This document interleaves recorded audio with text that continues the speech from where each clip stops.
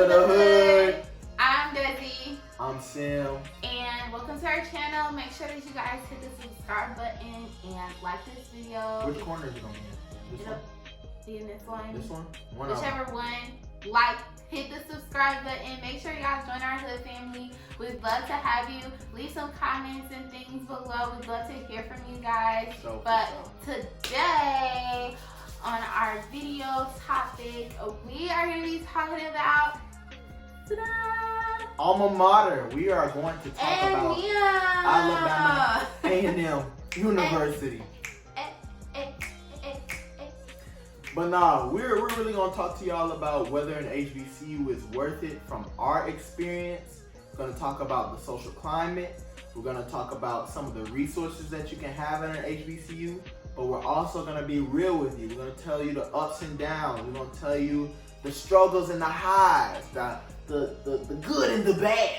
We're gonna let you know what it's all about. But that's gonna be our topic for today. Yeah, if you haven't noticed, I mean, we are HBCU till we die. That's just for us. But however, this is not a video for shaming PWIs. This is not a video for shaming any other HBCUs. This is just to shed light on our precious alma mater that we are very proud graduate alumni of, and we're just excited. So we're gonna jump in. With around this time last year, we graduated in May, and our graduation pictures went like viral. Like they went crazy. We'll probably like put them somewhere over here or whatever.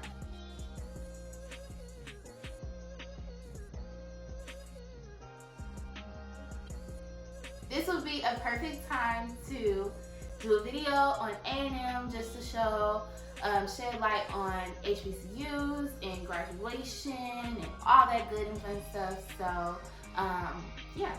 Yeah, a lot of people have a lot of different ideas about, you know, what it's like to go to an HBCU or what it feels like. But we're really just here to give you some of our facts. So we could get into the history a little bit of the precious. Yeah, our precious school. So A&M, it was founded in 1875 by a slave. His name was William Hooper Council in the city of Normal, Alabama. And he started our campus, and now it has flourished to be one of the top 50 HBCUs in the world. It's also top 10 in STEM HBCUs. We produce some of the most greatest STEM students, African American STEM students that go to HBCU. And I think we're #1 in producing engineers or STEM students in the state of Alabama. Yeah, I think we were #1 in 2018. I think this year we were like number 4 or 3. It's all good. We up there. But it doesn't matter. We up there. So yeah, we can start off with kind of our majors and what we like to do when we went to school. So my major was computer science. And my major was family and consumer sciences with my concentration in apparel merchandising and design. Yeah, so you can kind of see, you know. It was definitely on 2 different ends of the spectrum. Different spectrums, different ends of the spectrum. So as far as academics go, I knew kind of what I wanted to do coming in freshman year.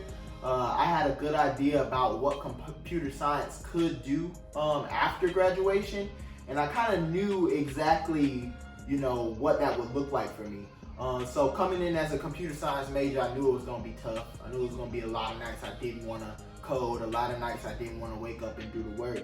But I knew it was going to pay off, and I knew it was going to be, you know, beneficial for me and my future wife. But that's on the academic side. And when you think about these opportunities that you're getting at an HBCU, you move from being in a class of a minority to being a class of a majority. So you are no longer, you know, looked at as, man, you're the only black kid in the class, or you're the only person in your class who looks like you. You come into a class with everybody, all different types of, you know, people who look like you, people who came from the same areas as you, people who share different experiences with you. And that creates a great learning atmosphere. That's one thing I love 10 times what I just said love about HBCUs. I said and hinted a little bit about it in a previous video where we were just talking, but you are never a majority ever again after you leave an HBCU. I promise, even coming into the real world, and I say this to a lot of people, I did not understand the fact that I was a minority, even though people would always say black people are a minority, black people are a minority.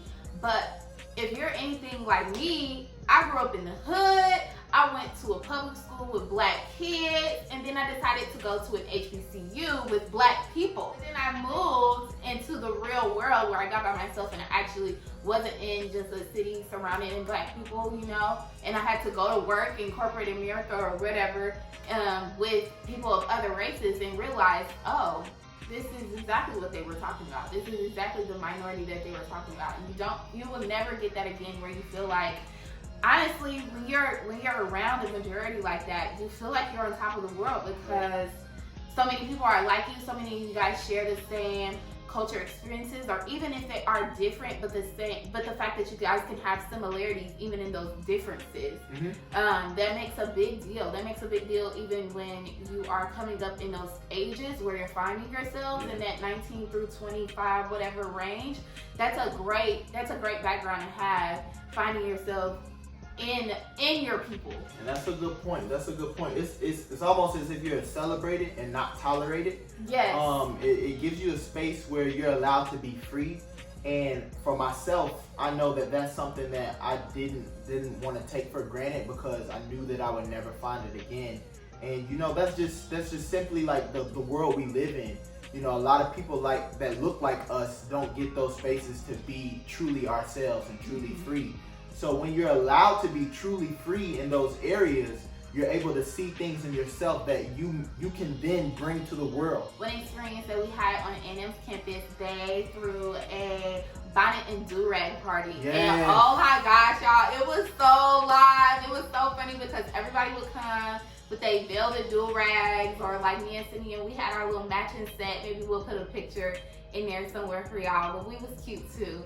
And I love it. I love the fact that we were able to embrace a culture like that because you know, anywhere else you wouldn't be able to do that. You can't walk down the street in your bonnet or your do-rag and not be profiled for doing such a thing. It's something that the world doesn't understand, but when you're on an HBCU campus, it's something that you don't have to explain. You just know. Yeah. We all feel exactly the same. We all know exactly what's going on.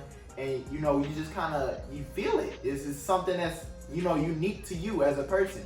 And just to share that with so many other people on the same campus is just something that you can't find anywhere. I love the fact that you can be yourself in each area that you are. You don't have to try to cover up or try to push back and hold back little bits of who you are because of who you're surrounded by or who you're not surrounded by. And I think that's amazing to jump into our next topic, which is actually going to be like social climate.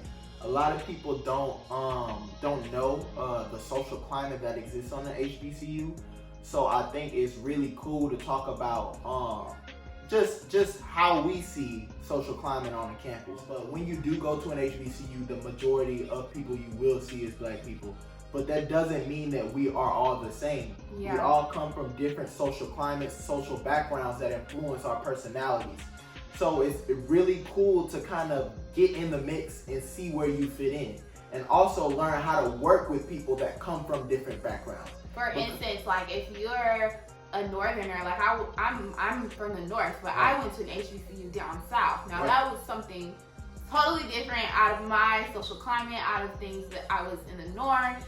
Food was different. How they talked was different. What's happening? You feel me? Going down there and hearing them, and I'm what are you talking about? Yes, sir. It's hard, but at the same time, it's fun to be able to just dive into somebody else's culture that you would feel like would be the same, but it's not in a way because they're used to different things.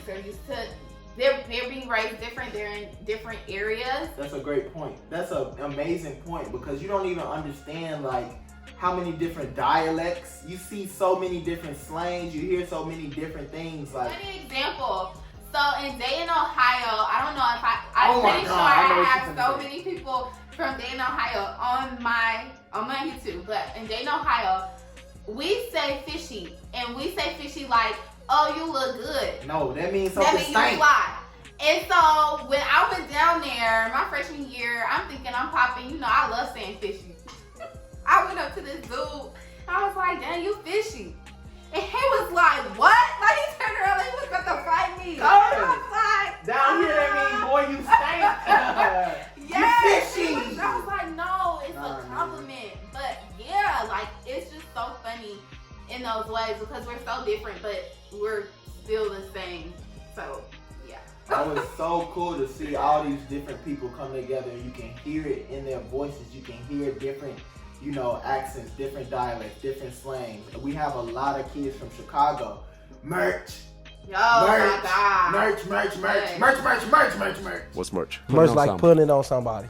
So, like how it's like you swear. But it's fun. It's fun learning cool. that. It's fun learning that about other people and the different things that they're used to in their cities and their cultures and all of that. I love it. I love that about an HBCU, exposing you to different kinds of black people. It kind of takes the cover off of, you know, what media tries to do to us. Yes. It tells us that, you know, all black people are the same, all black people act the same. And, you know, if they're loud, you know, if they're, you know, got different ideas about different things, that means that they are ratchet, or that means that they are less than. Yeah. But that is almost the total opposite of, you know, what it means to be a black person, what it means to be a person of color. It just means that we have different forms of expression. And when we have those different forms of expression, we're allowed to actually have those at an HBCU, or, you know, in that safe space that we were talking about earlier. Yeah. But that's just something that we, you know, think is amazing about HBCUs. But we won't sit here and act like everything's all good at HBCUs. Like, we know that there are, you know, systematic problems. Yeah, there's always going to be a problem, honestly, in any school. Any school. That you go to. You're always going to face difficulties. You're always going to face hardships. You may stand in long lines in financial aid at HBCU. Your room may be dirty when you get there. You might have to clean up a little bit. Yes, it may look like the projects. It may. It's all good, though. But they're working on it. See, that's what I want to talk about, though. A lot of times that, you know, those are the times that I cherish the most, is when I saw struggle. I saw like, dang, the water cut out again? Dang, it ain't no heat? Man, those were the loudest times to me, because that's when our dorm got the closest. Hey man, you need an extra pack of ramen noodles? I got you. Hey man, you need to come stay in my room for a little bit because yours is messed up or something? I got you. You know, those are the type of times that I felt as close as I could be to, you know, friends who I remember for a lifetime in those areas. I know if you go back to a campus at any time, you ask kids, man, what was your favorite time on campus? It'll probably be one of the times where it would be one of the most messed up situations, but you end up coming out, you know, stronger and having a deeper love for your university. Yeah, I love it. For sure. So, we are going to get into some fun facts about HBCUs. We don't want to just talk about A&M, even though we are going to push A&M on you guys until we die. No, I'm just playing. So, some fun facts about our HBCU. So, 40% of A&M students' population is first generation students. Did you know that? I didn't. I didn't know that either. And I researched that and I was like, wow, but that makes sense. I'm a first generation student. And I'm I know third generation. yeah, his parents and brothers and sisters, all of them came. But and then 80% of students receive some form of financial help in need from A&M. So, and I think that's a good thing to mention, because HBCUs, I always hear great stories about how they help so many African Americans financially. Yes. They promote you to finish school. They do not go without not having you have every single piece of help that you could possibly need to finish school. And that's one thing I do love about that. I love the fact that HBCUs promote Black people to come into school. They give so many scholarship dollars to African Americans, and that's one thing that we definitely have to highlight before we leave here. We do not want you guys to be going to school, paying for school, or anything we do not have to. Right. People are trying to pay for you. There are specific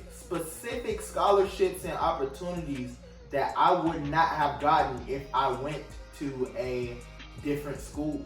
There were specific pools of talent that different companies were searching for that allowed me and allowed a lot of other students to shine, specifically because they were looking for people of color, or they were looking for people that look like me. Because they wanted to hear my side of the story. They wanted to hear, Desi's side of the story. They wanted to hear what we think, because what we think matters. Yeah. And I think that's really cool that HBCUs give students a spotlight to actually share their knowledge and share, that, Black thoughts matter. Yeah. Okay. And then 75% of A&M is involved in the community in some way or somehow.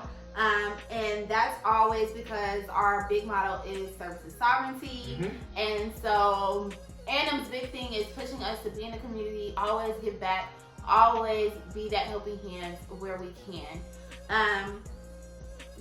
Yeah, those were just a couple of fun facts about our university, as well as, just HBCUs in general. But yeah, that's just our 2 cents on, what we think an HBCU is worth and what it can give you as far as the resources, if you seek them out, because that's a big point.